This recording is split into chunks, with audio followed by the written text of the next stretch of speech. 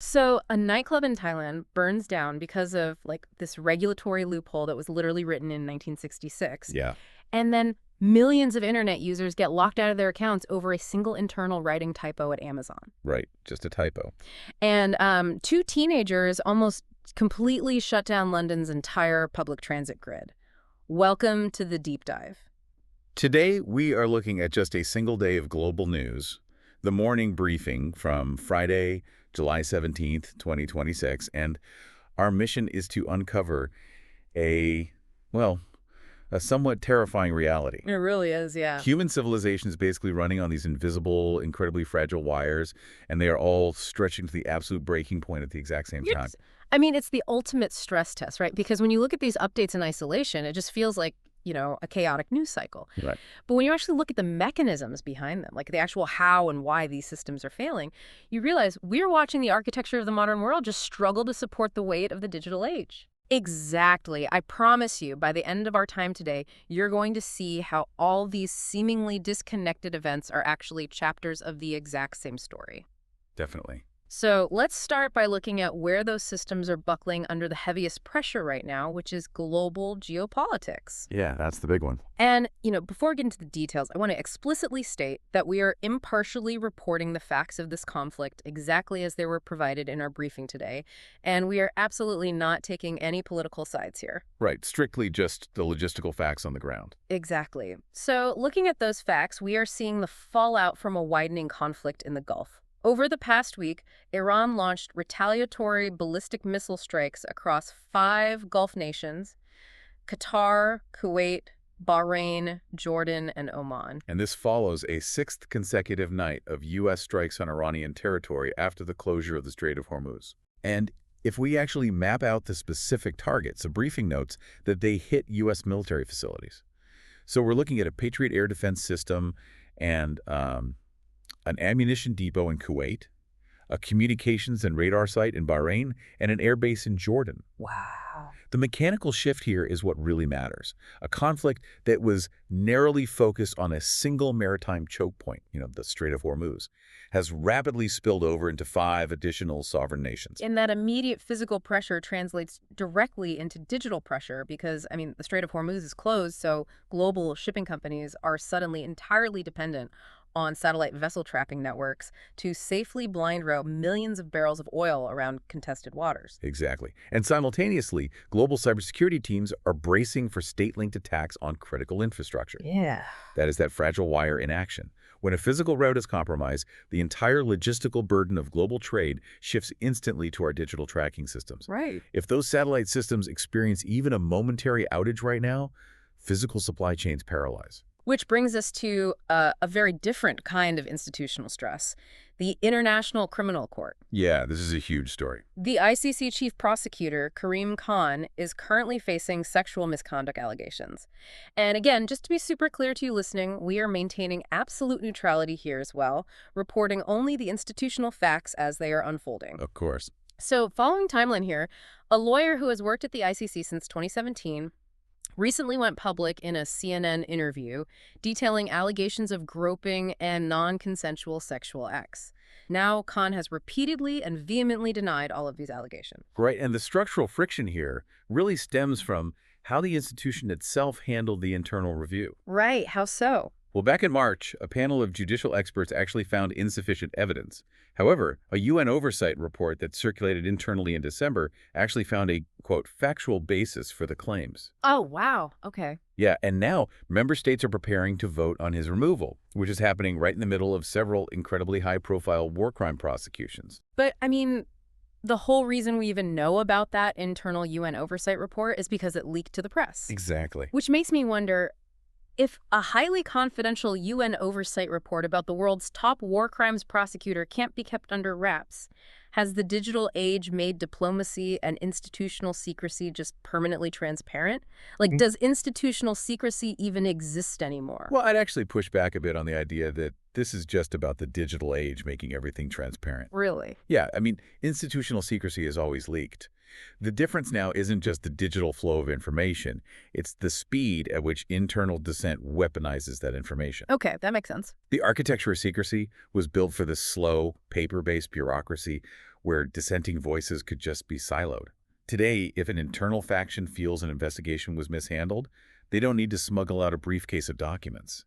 The digital ecosystem allows bureaucratic friction to instantly become a public crisis. Wow, yeah. And that same exact fragility we are seeing in international institutions is like perfectly mirroring what's happening to our physical infrastructure. Let's look at two massive failures from the briefing that show how a single point of failure causes catastrophic collateral damage. Yeah, these are tough ones. First, the heartbreaking story out of Thailand. A fire at a Bangkok bar called Rong Bir Na Lad Pro has left 33 people dead and 27 hospitalized. The venue was overcrowded, it had blocked exits, and they used highly combustible acoustic materials on the walls. And the tragedy here is rooted in a massive regulatory failure. This specific venue was licensed as a restaurant that served alcohol and had live music, rather than being classified as an entertainment venue. Which seems like a minor distinction, but it's not. Not at all. That specific classification allowed it to dodge the much stricter fire safety and soundproofing requirements dictated by Thailand's 1966 Entertainment Place Act. 1960s, wow. Yeah, and it's the exact same loophole that led to 67 deaths at the Santika nightclub back in 2009. It's devastating. And of course, there are renewed calls for deploying cheap, connected smoke and crowd density sensors to try and bypass these outdated laws altogether. Right. But honestly, looking at this 1966 regulatory loophole, I can't help but see it like technical debt in software engineering. Oh, that's an interesting way to look at. I mean, think about it. You've got this legacy CODA rule from 1966 trying to run a modern, packed venue. It's a solid analogy, but I think it misses a crucial, darker detail about how these systems fail. It wasn't just that the rule was old, right? Okay. It was that the venue intentionally misclassified itself to exploit the old rule for economic gain. They stretched an old framework to do a new job cheaply. And when you stretch legacy frameworks, eventually they snap. Which actually maps perfectly to the AWS outage we saw this week, because that was essentially the internet's legacy routing framework snapping under pressure. Exactly, the Amazon Web Services CloudFront outage. We had a 3.5-hour blackout that broke a huge chunk of the visible internet. Major platforms like Hugging Face, Tailscale, and the UK National Lottery just vanished. Just totally gone. And for a lot of people, the briefing mentions they were getting a wave of 5MXX server errors. Just to ground this for everyone, a 404 error means, you, the user, are looking in the wrong place. Right. But a 5MX error means I, the server, am completely broken. Right. Exactly. A 500-level error means the server itself failed to fulfill a perfectly valid request. And the mechanism behind why half the internet threw that error is fascinating because of how mundane it actually was. Yeah. AWS traced this to a single internal system failure regarding VPC origins. Okay, wait, break that down for us. What is a VPC origin, and how does a failure there take down the UK lottery? Think of CloudFront like a hyper-efficient traffic cop standing in the middle of a massive global intersection. Its entire job is to route you, the user, to the fastest possible server to load a website. To do that, the traffic cop relies on an internal map. A VPC origin, which stands for Virtual Private Cloud Origin, is basically a secure private road on that map for companies that don't want their data exposed to the public internet. Oh, I see. Right. So during a routine update, the internal system that draws the map failed to load the updated coordinates for those private roads. So the traffic cop was just handed a blank map for the most secure routes and just started turning millions of cars around. Precisely. And this exposes the terrifying consolidation risk of our digital infrastructure. We treat the internet like this decentralized, robust web, but in reality, an enormous percentage of global traffic is funneled through a tiny handful of cloud providers. Right, like AWS. Yeah, so one internal routing typo at AWS doesn't just cause a local outage, it triggers a cascading global blackout. And since we rely on these incredibly fragile, hyper-centralized backbones, we have to look at who is actively poking at them. Because the cyber arms race detailed in today's briefing has gotten completely bizarre. Oh, it really has. Let's start with the transport for London hackers. 2 teenagers, 18 and 20 years old, were just sentenced to 5.5 years in prison for a hack linked to the Scattered Spider Collective. Yeah, the scale of this is wild. They took 148 systems offline, blocked child photo cards, delayed payments, and cost London £29 million. And the prosecution noted that these 2 young adults had gained the highest privilege access possible within the transit system's network. They literally had the administrative keys to shut the entire transit network down completely. Which is wild. Two teenagers holding the keys to London's transit. Yeah. And it brings us perfectly to TuxBot v3. This is a new IoT botnet hitting Linux routers and cameras to launch distributed denial-of-service attacks. But the detail here is almost unbelievable. Investigators were looking through the malware's source code, and in 61 different source files, they found an identical safety disclaimer. I love this detail. It read, quote, "For educational and authorized security research only." Which is the standard boilerplate output from an AI large language model. Right. The threat actors used an LLM to generate the malware's code, and they literally forgot to delete the AI's default safety guardrail warning before deploying it. Wait, I'm still trying to wrap my head around this. An AI literally left a sticky note on a cyber weapon saying, hey, remember, this is for educational purposes only. Well, pretty much. Does the democratization of coding via LLMs mean we are entering an era of lazy but highly dangerous malware? It just feels incredibly lazy. It is lazy, but we really shouldn't confuse lazy with harmless. What this proves is how AI fundamentally alters the mechanics of cyber warfare. It drastically lowers the barrier to entry. How so? Well, you no longer need a deep, fundamental understanding of how to compile code for 17 different processor architectures, which is what TuxBot actually does. Yeah. You just need to know how to prompt an AI, bypass its basic safety filters, and deploy it. Wow. And it's not just the coding that AI is accelerating, it's the social engineering. The psychology of this new Telepuzzi malware is terrifying. Oh, definitely. The briefing says it spreads using click-fix lures. It throws up a fake web page that says verify you're human. But instead of clicking a box, it tricks the user into manually copying and pasting a malicious command into their own computer terminal. The mechanics of Telepuz are entirely designed to exploit human automation. Right. Once you paste that code, it installs as a persistent Windows service. And persistent is the key word here. It means the malware embeds itself so deeply in the operating system's registry that it launches before the user even logs in, making it incredibly difficult to remove. Oh, man. Furthermore, additionally, Telepuz actively evades sandboxes. A sandbox being the secure testing environment where security software like detonates suspicious code to see what it does, right? Correct. Telepuz checks its environment. If it detects it's in a sandbox, it just goes dormant. It only executes when it knows it's on a real vulnerable machine. That is so smart. But the true genius and danger of Telepuz is that it bypasses all of this sophisticated security by tricking the human into executing the code themselves. I'll be completely honest. I click verify you're human on CAPTCHAs like 10 times a day on total autopilot. It's just muscle memory at this point. And that is exactly what they are weaponizing. They aren't hacking your computer's firewall. They are hacking your muscle memory. Okay, so if AI is now actively generating multi-architecture malware and lowering the barrier to entry for cybercrime, we have to look at who is building these AI systems in the first place, because the economic engines driving this are astronomical. They really are. Anthropic, the company behind the Claude AI models, is prepping for a mega IPO this October, holding meetings with Goldman Sachs and JP Morgan. They are currently valued at $965 billion, surpassing OpenAI's $852 billion. The race to the trillion-dollar mark is fueled by the sheer mechanical cost of intelligence. To build models capable of reasoning, these companies have to spend tens of billions of dollars on physical infrastructure, specifically data centers packed with highly specialized GPUs. Right. That $965 billion valuation isn't just hype. It reflects the massive capital expenditure required to actually reach artificial general intelligence. And Google is keeping pace, right? They are targeting today for the general release of Gemini 3.5 Pro. The rumors suggest it has a 2 million token context window, Which is massive. meaning the AI can hold and process an enormous amount of information equivalent to multiple thick books in its working memory all at once. Plus, they're introducing a $250 a month deep think mode to compete with OpenAI's GPT 5.6 and Elon Musk's Grok 4.5. So you have this aggressive, highly capital-intensive arms race happening in Silicon Valley, driven entirely by corporate valuations and premium consumer subscriptions. Right, which creates this massive jarring juxtaposition when you look at what's happening globally. Because yesterday, Chinese President Xi Jinping made his first in-person appearance at the Shanghai World AI Conference since 2018. Yeah, that was a big moment.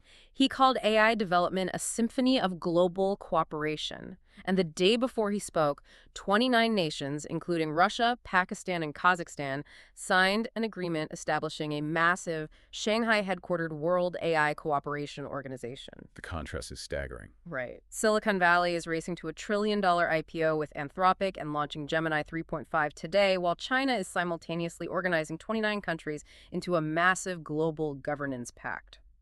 Are we watching the creation of a splintered two-track internet, but for artificial intelligence? That is a very distinct geopolitical outcome that we're likely looking at. In the West, AI development is largely an exercise in market dominance. In China, it is being positioned as a central pillar of statecraft. Right. So, yes, what we are likely watching is the creation of a splintered two-track ecosystem. A completely bifurcated technological world. Exactly.